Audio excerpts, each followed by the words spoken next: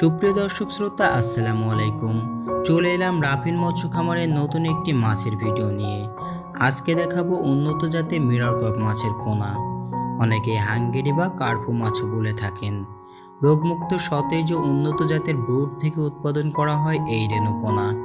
শীতকাল আসতে না আসতেই মৎস্যচাষী ভাইয়েরা এই মাছের রেণুপোনা বা ধানি মাছ সংগ্রহ করতে থাকেন, কারণ এই মাছগুলো গরমকাল আসতে আসতে 5 থেকে 10 পিস কেজিতে তৈরি হয়। এই মাছ পুকুরের নিচু স্তরের মাছ।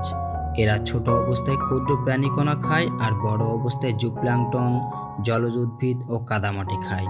পুকুরের তলার পোকামাকড় ও কীটপতঙ্গ এদের খুবই প্রিয় খাদ্য। পুকুরের তলদেশের এসব পোকামাকড় জলজ উদ্ভিদ ও কাদামাটি খায় বলে পুকুরে গ্যাস জমে না। এই মাছের রোগবালাই খুবই কম, যার ফলে চাষিরা শীতকালে ব্যাপকভাবে এই মাছ চাষ করে থাকেন। মিরর কাপ মাছ জানুয়ারি থেকে মার্চ মাসে একবার এবং জুলাই থেকে আগস্ট মাসে আরেকবার, অর্থাৎ 2 বার ডিম পাড়ে। এই মাছ খেতে খুবই সুস্বাদু, তাই বাজারেও রয়েছে অনেক চাহিদা। এই মাছ অল্প সময়ের মধ্যে বাজারজাত করা যায় এবং অনেক মূল্যে বিক্রয় করা যায় বলে চাষিরা দেখেন লাভের মুখ। আপনারা চাইলে শীতকালীন সময় এই মাছটি চাষ করতে পারেন। এটা খুবই একটি লাভজনক মাছ।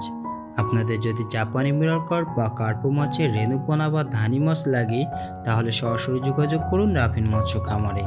এছাড়াও রয়েছে হোম ডেলিভারির সুব্যবস্থা।